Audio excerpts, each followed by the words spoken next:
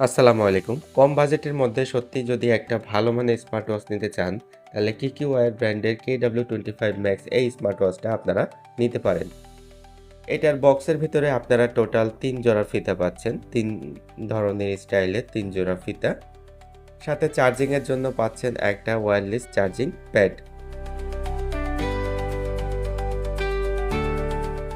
এই স্মার্ট ওয়াচটা থেকে আপনারা মোটামুটি ৭ দিন মতো একটা ব্যাকআপ পাবেন। তবে অবশ্যই এটা আপনার ইউজের উপর ডিপেন্ড করবে। এই স্মার্ট ওয়াচটাতে সম্পূর্ণ এইচডি ডিসপ্লে ব্যবহার করা হয়েছে, যেটা দেখতে খুব সুন্দর লাগে।